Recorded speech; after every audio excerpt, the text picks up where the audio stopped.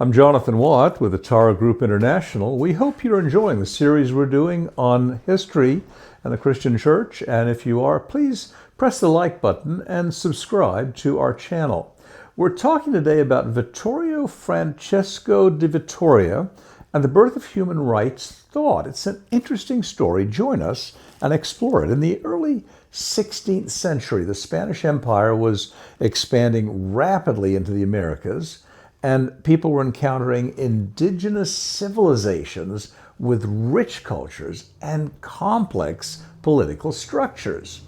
And amid the debates over conquest and colonization and the treatment of indigenous peoples, one Dominican theologian and scholar named Francisco de Vitoria, who lived from 1483 to 1546, he emerged as a pioneering voice advocating for justice, sovereignty, and the natural rights of all human beings. He's often considered a precursor to modern human rights theory, and Vittoria's writings challenged the prevailing assumptions of his time and then laid the foundation for international law and ethical engagement when you're dealing with different peoples and nations and therefore different cultures. So here's the context of the conquest. Vitoria lived during the height of Spain's exploration and colonization of the New World. And at that time, reports of mistreatment, forced conversions, and the seizure of lands from indigenous peoples of the Americas was provoking heated debates among theologians, lawyers, and political leaders. And many argued that indigenous peoples were lesser than, let's say, Europeans or uncivilized, and could therefore be subjugated or enslaved without any moral concern. Vitoria, however, approached these issues from a moral and legal perspective informed by scholastic philosophy and natural law. And drawing on writers like Aristotle and Aquinas and the classical philosophical tradition, he sought to define universal principles of justice that transcended cultural and political boundaries. Now, for Vitoria, ethical and legal obligations existed not only among Christians, but for all human beings, regardless of their religion and regardless of their cultural background and political situation. Indigenous peoples had natural rights, he argued.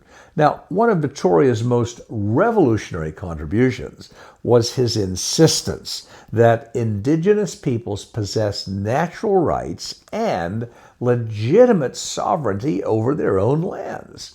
And in lectures delivered at the University of Salamanca and later published as Reflexiones de Indies, he argued that the Americas were not empty lands awaiting Spanish dominion, but territories inhabited by peoples capable of governing themselves.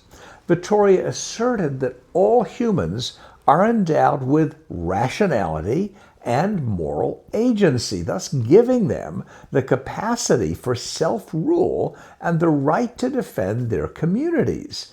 And he rejected the idea that indigenous peoples could be treated as slaves or that conquest alone conferred legitimate ownership of their lands. Instead, he emphasized principles of justice and commerce and diplomacy in interactions between nations and people groups. And of course, this relates to the idea of just war and unjust war and the limits that should be placed on any form of authority. So a critical area of Vitoria's thought was the concept of just war. While medieval thinkers had developed criteria for morally justifiable conflict, he applied these principles to the context of the New World.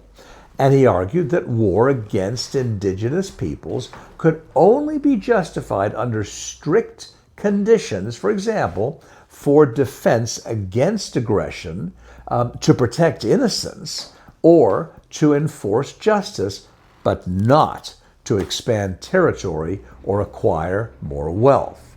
So by framing war in ethical terms, Vitoria challenged Spanish authorities and settlers to consider the moral consequences of context.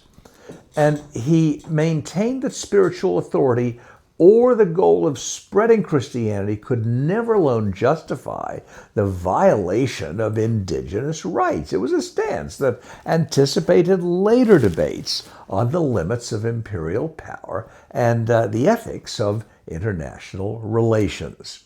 So let's talk about this sovereignty and international law for just a moment.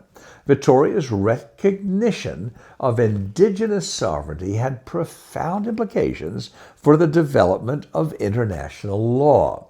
So he argued that nations must respect each other's independence, territorial rights, and legal systems.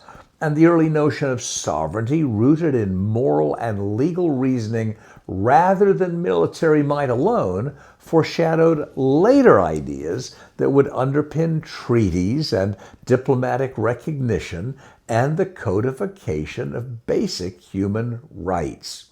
So by asserting that all peoples had the right to govern themselves according to their own customs and laws, Vitoria helped establish a framework for cross-cultural justice. And his approach emphasized dialogue, negotiation, and ethical accountability over coercion and domination. And his thinking centuries ago came to put a very big influence on modern thought. Although Vitoria wrote in the 16th century, his ideas resonated across centuries. Legal theorists and philosophers studying natural law and human rights, from Hugo Grotius to modern scholars of international law, they have cited his work as foundational. Vitoria's insistence on universal moral standards, respect for sovereignty, and ethical constraints on war anticipated core principles, for example, of the United Nations Declaration of Human Rights and contemporary international humanitarian law. So, in many ways, Vitoria reminds us that moral courage and intellectual clarity can challenge prevailing norms even in contexts of political and economic pressure.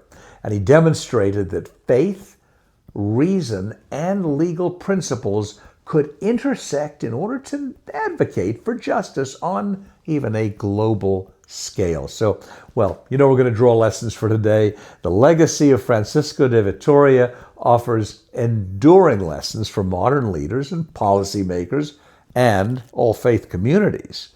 His work emphasizes that authority, whether political, religious, or economic, carries moral obligations. Treating others with dignity, respecting their inherent rights, and upholding justice are not merely ethical ideals, but they are practical requirements for lasting peace and for societal stability. Well, we'd like to invite you to join the conversation. We'll ask you, what strikes you most about Vitoria's advocacy for indigenous rights and sovereignty centuries before modern human rights frameworks were being articulated? And we're going to ask, are there other historical thinkers whose ideas challenge our assumptions today about justice, about law, about moral responsibility? We'd like to encourage you to leave a comment with your reflections or suggest future topics we could explore. Your input helps us encourage hidden figures and transformative ideas that have shaped the course of human history.